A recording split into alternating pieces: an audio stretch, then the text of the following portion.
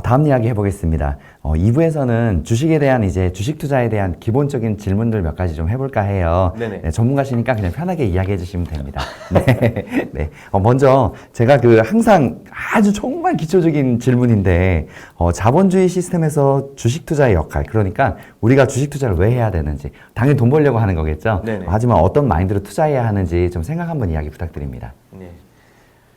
사실 제가 주식시장 어떻게 보면 이 발을 진입하고 여기서 이제 일을 하다 보니까 가장 바이블처럼 생각했던 책이 있었습니다. 워렌 버핏의 스승이라고 하는 분이 쓴 현명한 투자자라는 책이 있는데요.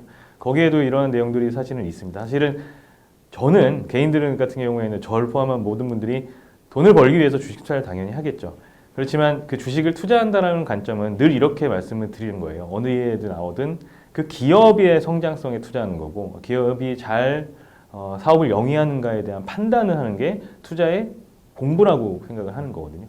그런 측면에서 자본주의 시장에서 당연히 기업들은 자금을 모을 필요가 있고 더 성장을 하기 위해서 그런 가장 빠르고 그리고 좋은 시스템 자체가 이 주식 발행이라는 거거든요. 그러니까 그런 측면에서는 서로 합치된 기업들은 자금을 조달하고 투자자들은 그 자금을 대면서 수익을 내는 그러한 구조가 기본적인 주식 투자의 원칙이고 자본주의의 어떻게 보면 산물이라고 볼 수 있는데, 최근 들어서는 조금 그 부분도 바뀌는 것 같아요.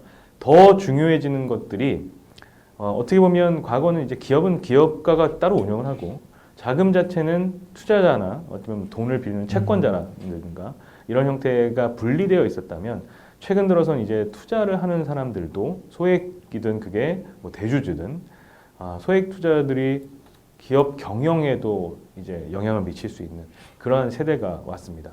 워낙 과거에는 정보 자체가 좀 차단돼 있거나 벽이 있었기 때문에 그러한 부분이 불가능했지만, 이제는 정보 금방 다 공유할 수 있기 때문에, 그리고 협의하에 소액 투자자들도 목소리를 낼 수 있는, 따라서 기업들이 딴짓을 못하는, 나쁜 짓도 못하고, 그리고 ESG를 하는데 그러한 일들도 다 관여할 수 있는, 그래서 어떻게 보면 건전한 자본주의로서의 더 역할이 커졌다라고 볼 수 있는 거죠.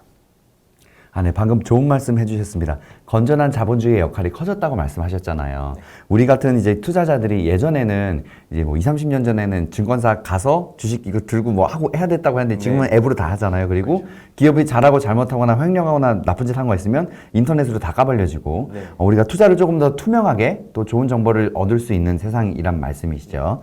네, 알겠습니다. 다음 이야기 또 해볼게요.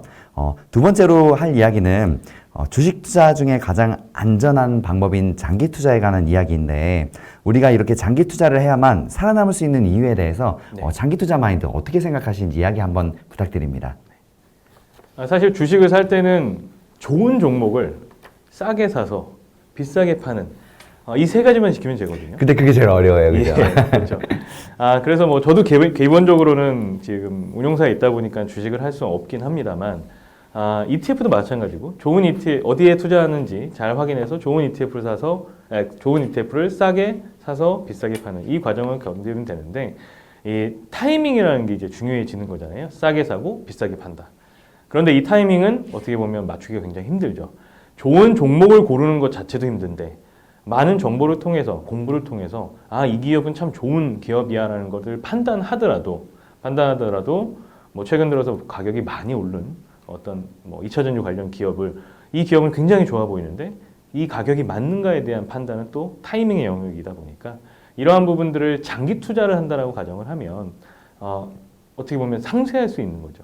싸게 사고 비싸게 판단하는 부분은 오늘과 내일 그리고 일주일 이렇게 단기적으로 봤을 때의 가격의 흐름인 거고, 주가는 계속해서 좋은 기업이라면 오르고 내리고 반복하면서 올라갈 거기 때문에, 그런 측면에서 이 중간 과정이 타이밍이라는 과정이 장기 투자를 함으로써 고려 요소로서 빠지게 되는 겁니다.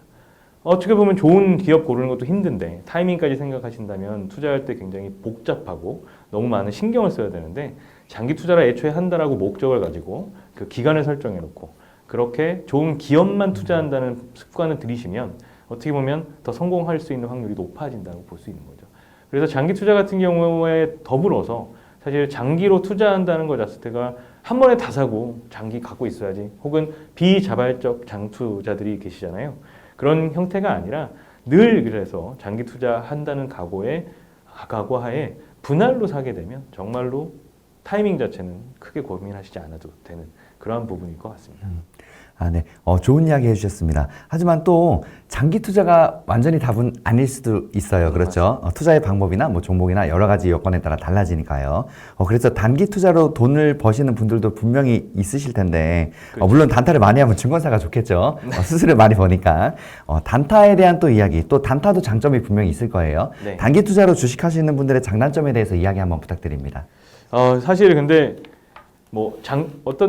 뭐가 정답이다라고 말씀을 드리기는 어렵죠. 늘 이제 수익 본 투자가 정답인 거거든요, 사실은. 근데 기본적으로 단타라고 말씀한 것, 특히 이제 저희 운용사 같은 경우에 제도권에 있는 회사들은 단타를 최대한 지양하는 형태로 말씀을 좀 드리긴 합니다만 종목별로 몇 개 차이가 있을 것 같은데 기본적으로는 그래서 이렇게 말씀을 좀 드리고 싶어요. 좋은 종목이 보이지 않을 때에는 뭐 모멘텀이라든가 여러 가지 투자 방법들이 있습니다. 뭐 정말 차트만 보고 매매하시는 분들도 계시고요. 그런 경우가 많은데 그런 좋은 종목이 아주 딱 보이지 않을 때라고 할 때에는 그렇다고 해서 투자를 그냥 마냥 쉬고 있을 수도 없고 그리고 특히 시장이 굉장히 좋은 모습을 보일 때 우상향하는 그러한 상승하는 모습을 보일 때에는 잠깐 샀다 파는 것도 늘 득이 될 수는 있어요. 그런 시장 상황에서. 하지만 작년부터 최근같이 이런 변동성이 있거나 이런 때에는 단타는 사실은 좀 지양을 하는 시기인 것 같고요. 국면별로 봤을 때 굉장히 모멘텀이 강한 시장이다라고 하면 단타도 좀 용인될 수 있다. 그리고 장점이 있다라고 말씀을 드리고 반대로 시장 평상시에는 장기 투자하는 목적으로 분할하는 그러한 부분들을 늘 염두에 두셔야 될 것 같아요. 네. 좋은 말씀 감사합니다. 저 지금 궁금한 게 하나 생겼는데, 네. 요거 혹시 뭐 민감한 얘기면 이거 잘라서 안 나가도 괜찮아요. 네네. 아까 해주셨던 이야기 중에서 이제 증권사 나름 전문가 쪽에서 이제 자산운용회사를 일하고 계시잖아요. 네네. 이런 증권가에서 일하시는 분들은 주식 투자 하시는데, 왜냐하면 주식 투자는 개인의 자유니까. 네네. 근데 제약이 좀 있다고 하더라고요. 맞습니다. 예를 들어서 저 같은 경우는 뭐 내일 뭐 삼성전자를 살 거야. 그러면 오늘 뭐 살 거야. 그럼 그냥 그 가격에 거래하면 되잖아요. 네네. 근데 그게 안 되신다고 들었거든요. 제가 맞습니다. 어디 밖에서. 이제 보고를 하고 다음 날인가 해서 신고를 해갖고 그렇게만 할 수 있다고 뭐 그런 식으로 들었어요. 맞습니다. 혹시 어떻게 이루어져 있어요? 그냥 궁금해서. 네네. 이거는 이제 말씀을 드릴 수 있는 거고요. 네네네. 내가 얼마에 어떤 종목을 사겠다는 걸 먼저 신고하는 거죠. 신고 이제 예. 그러니까 그러니까 회사에 신고를 하는 건가요? 그렇죠. 아. 저는 이 주식을 사겠습니다. 얼마에 이렇게 신고를 하고요. 네. 그리고선 그 가격에 주문을 넣고 매수가 되면 이제 갖고 있는 건데 팔 때도 마찬가지고요. 얼마에 팔겠습니다라고 신고하는 겁니다. 이걸 하는 이유는 당연히 아시다시피 이제 저희 같은 경우가 혹여나 어떠한 다른 분들이 듣지 못한 정보를 듣고선 매매를 하거나 주식을 사는 이러한 부분들을 미연에 방지하기 위해서 바로 나는 이걸 사겠습니다라고 허락을 받고 사는 그러한 형태로 신고제로 운영을 하고 있습니다. 그래서 사실 저 같은 경우에는 운용사에 오고 나서는 주식을 한 번도 하지 않았어요. 진짜로요? 예. 제가 이걸 왜 여쭤보냐면, 그러면은 이 증권맨, 그 증권맨 분들 제가 얘기할게요. 증권사 일하시는 분들 같은 경우는, 단타가 좀 이제 개인 명의로는 그럼 불가능해지는 거네요? 근데 이제 그렇죠. 네네. 하는 업무에 따라서 차이는 좀 있습니다. 증권사에 계신 분들 같은 경우, 저희는 운용사 같은 경우에는 펀드를 운영하는 운용회사이다 보니까 펀드를 운영하는 데 있어서의 그 개인의 투자가 악용이 되면 안 되잖아요.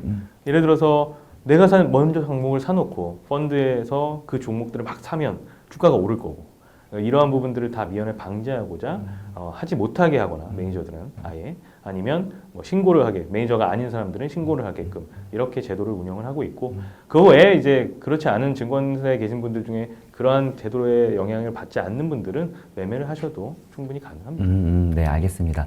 그러면 혹시 단일 종목뿐만 아니라 ETF 같은 것도 신고하고 하셔야 되나요? ETF 아닙니다. ETF는 아시다시피 애초에 시작이 익스체인지 트레이드 펀드잖아요. 네네. 펀드로 시작된 친구이기 때문에 펀드는 신고를 하지 않아도 수익증권으로 거래를 하는 거라서 제가 뭐 ETF 가격을 강제로 올릴 수 있는 건 아니거든요. 그렇죠. 예, 네네. 그래서 그러한 부분을 통해서 신고는 안 하고 있습니다. 네. 개인적으로 궁금해서 물어봤어요. 네. 답해 주셔서 감사합니다.